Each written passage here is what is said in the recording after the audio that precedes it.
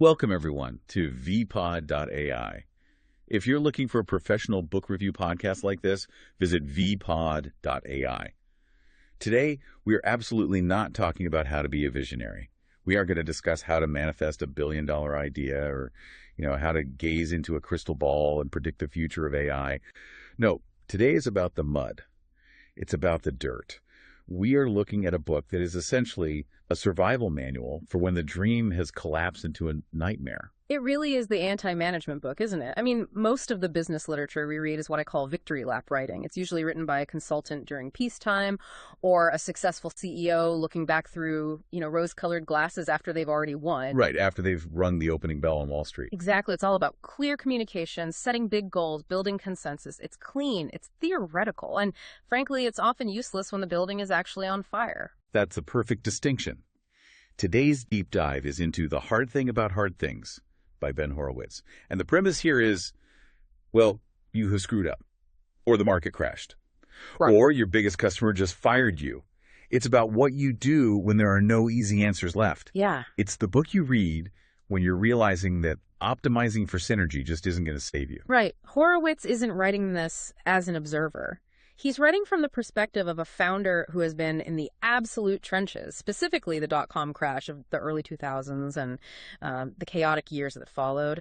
He frames leadership not as a career path, but as a psychological struggle. And honestly, it feels less like a business guide and more like a war memoir. It really does. I mean, we're going to get into war metaphors, why he quotes rap lyrics as philosophy, and why he thinks you should never, ever let HR fire someone for you. But before we get to the tactics, let's unpack the person. The archetype. Yeah. Because one of the most fascinating things about this book is the profile it paints of the founder personality. It's a pretty wild picture. It's a compelling, if slightly terrifying, comparison.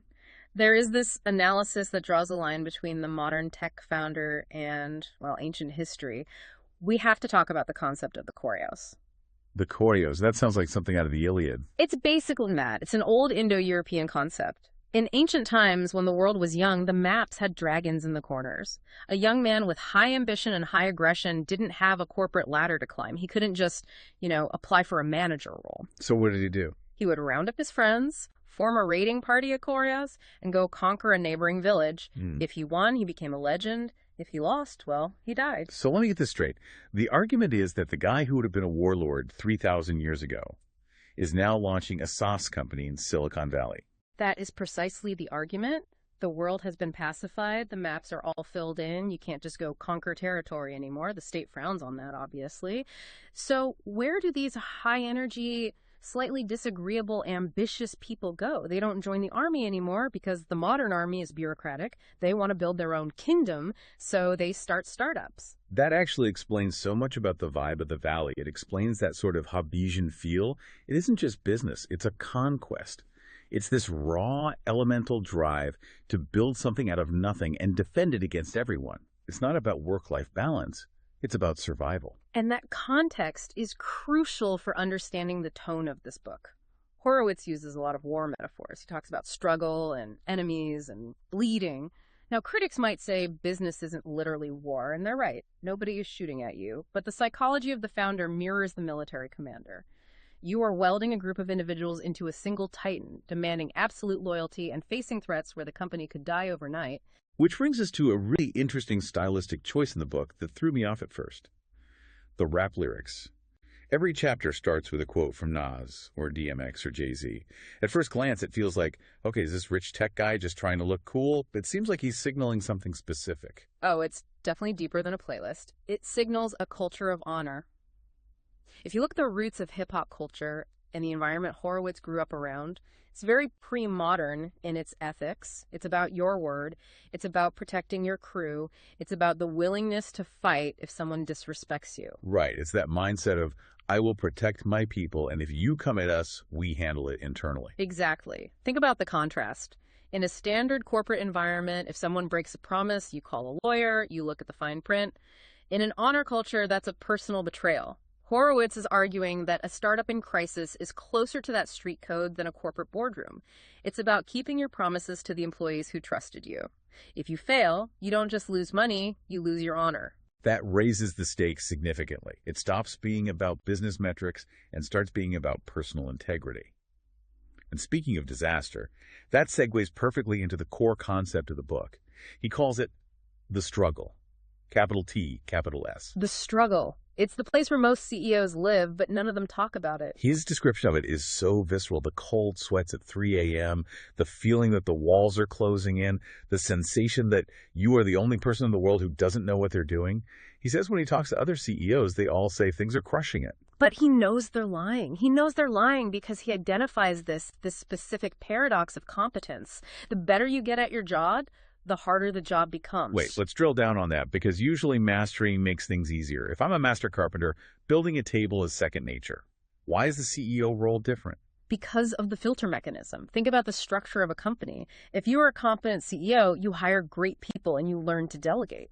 So, the easy problems, your subordinates solve them. They don't come to you. They don't bring those to you.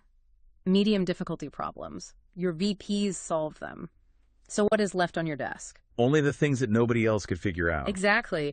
You become a filter for the most toxic, complex, impossible decisions in the company. The problems that have no good answer. So your entire day, every day, is just navigating between bad options and worse options. And that leads to the struggle. That is a terrifying, but really clarifying way to look at it. You're the chief bad news officer. Mm-hmm. So naturally, people ask him, what is the secret? How do you get through it? And I love his answer because it's so anticlimactic, but so real. There is no secret. No secret formula. No magic quadrant. No. He says there is only the ability to focus and make the best move when there are no good moves. And this is his central article of faith.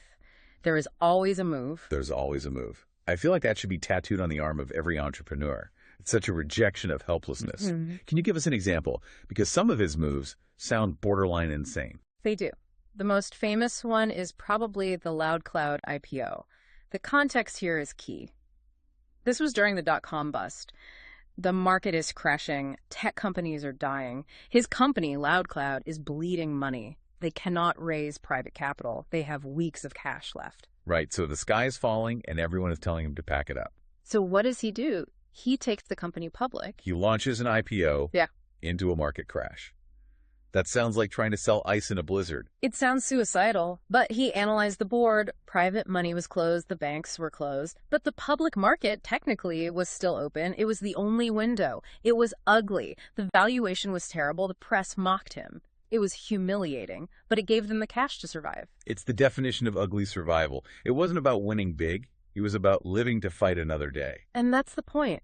The move isn't always a brilliant checkmate. Sometimes the move is just cutting off your own arm so you don't die of infection, but it keeps you in the game. He has another story where he needed to close a deal to save the quarter, but the procurement guy at the other company just stonewalled him. This is the one that really shows that warlord mentality we talked about earlier. Right, so he digs around and finds out what this guy's favorite software product is, some tiny little startup company.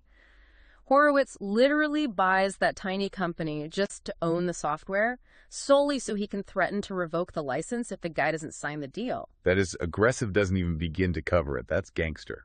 It is, but that's the mindset. If you are in the struggle, you don't look for the polite option. You look for the move that grants you one more day of life. Which brings us perfectly to the most famous framework from the book, the distinction between peacetime and wartime. This is crucial because Horowitz argues that most management advice, the stuff you learn in business school, is strictly for peacetime. Okay, so how do we define peacetime? Peacetime is when your company has a clear advantage. The market is growing, you have a strong lead. Think Google under Eric Schmidt in the mid-2000s. In peacetime, you focus on expanding the culture. You foster creativity, you give people 20% time, you build consensus. Everyone gets free massages and the hierarchy is flat. Basically, and that's great if you can afford it. But wartime is different. Wartime is when you are facing an existential threat. A competitor is eating your lunch, the market has crashed. The company has one goal: survival. So the classic example here is Steve Jobs returning to Apple. Perfect example. Apple was weeks from bankruptcy. Jobs didn't come in and hold focus groups. He came in and slashed product lines, fired people, and dictated exactly what was going to happen. Horowitz argues that peacetime tactics will kill you in wartime. In wartime, the general makes the decisions. You need strict compliance. You need speed. The ship is sinking. You don't vote on which lifeboat to take. Exactly. And he mentions that this even changes the language you use. He talks about the strategic use of profanity, which I found hilarious but also strangely logical. Yeah, tell us about that. He argues that in wartime, you sometimes need to shock the system. Being polite can be interpreted as everything is fine. If the CEO is calm and speaks in corporate speak, the engineers might think, oh, we have time.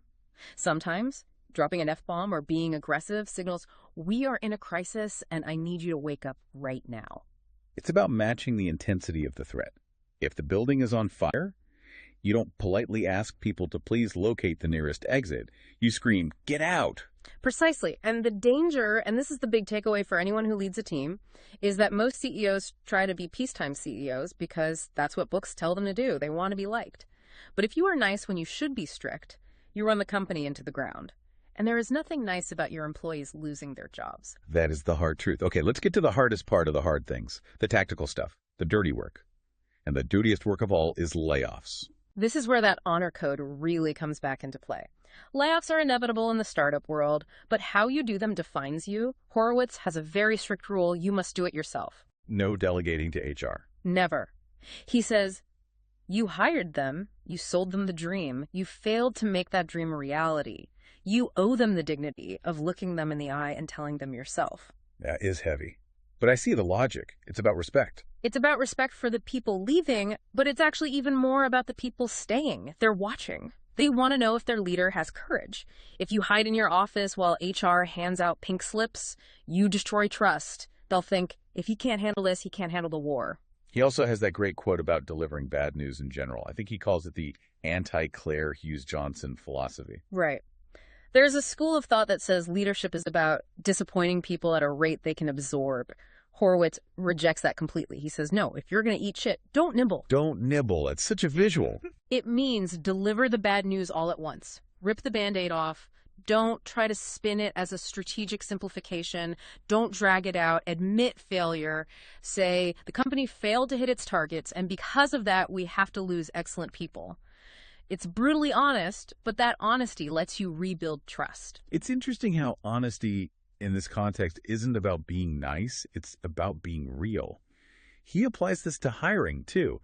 He has this counterintuitive advice about hiring for strength, not for a lack of weakness. Can you explain that? This is a classic mistake we all make. Usually we hire for the candidate who checks all the boxes. Good education, good experience, no red flags. We hire for lack of weakness. It's the safe bet. The person who won't embarrass you. Exactly. But Horowitz argues that for a startup, you don't need safe. You need brilliance. You need someone who is world-class at the one specific thing you need done, even if they are terrible at other things. You'll hire the brilliant engineer who might be a bit socially awkward because their spike of talent is what saves the company. Yes.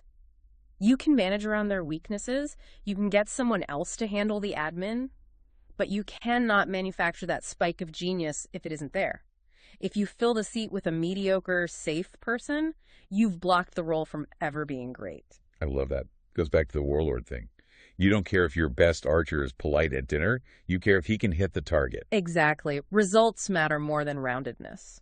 Now, one last tactical point that I found really useful, politics. Horowitz has a zero-tolerance policy, but his solution is surprisingly bureaucratic. It is a paradox, isn't it? He defines politics as people advancing their careers by means other than merit. So, lobbying the CEO, gossiping. His solution is actually to implement strict processes. Which sounds like the opposite of a startup vibe. Startups are supposed to be loose. It does, but hear him out. He talks about how people lobby for titles and raises. If you let people talk you into giving them a raise because they threaten to quit, you've just created a political culture. You've taught everyone that the way to get ahead is to nag the CEO. So his fix is rigid structure. Yes. Rigorous performance reviews. Clear compensation bands, strict title structures. You strip away the ambiguity. If the process is fair and transparent, people focus on their work because they know playing the game won't work. It sounds boring, but he argues it's the only way to keep the honor code intact. That is a really important distinction. Now, we've been hyping this book up, but we have to look at the critique, too. Yeah. Because it's clear this isn't for everyone. One of the reviews mentioned that the book can feel like exhausting narcissism. It's a fair critique. The book is very centered on the great man theory of history. The CEO as the lonely hero fighting the world. If you are running a lifestyle business, this intensity might feel ridiculous. It might feel like toxic masculinity or just, bad management. Right, the war metaphors, the rap lyrics, the aggression, it can be a bit much. Not every business problem is a battle. Sometimes you just need to improve your logistics. You don't need to be a Spartan warrior to fix a spreadsheet. And that's true. If you apply wartime tactics in peacetime, you create a toxic culture. You burn people out. This book is a specific prescription for a specific illness. High growth, venture-backed chaos. It's niche. But for the people in that niche, it seems to be incredibly validating. That's the key. Leadership is lonely. And when you are in the struggle, you feel like you are failing. This book tells you, you aren't failing. This is just what it feels like. That validation is a form of comfort. It says, the misery you are feeling is normal. So it's less of a how-to manual and more of a support group for stressed-out founders. In a way, yes, it validates the suffering. It tells you that the pain doesn't mean you're incompetent. It just means you're in the game. So as we wrap this deep dive up, what does this all mean for the listener? Because most people listening aren't CEOs of billion-dollar tech companies. Why does this matter to us? I think the lesson here is about what some analysts call the unitary executive in your own life. Okay, let's unpack that. How does that apply? Even if you aren't running a company, you face the struggle. Things fall apart, plans fail, you lose a job, a relationship ends, you face a health crisis. In those moments, you are the CEO of your own life. And the brutal truth is, nobody cares about your excuses. The market doesn't care. The market doesn't care. History doesn't care.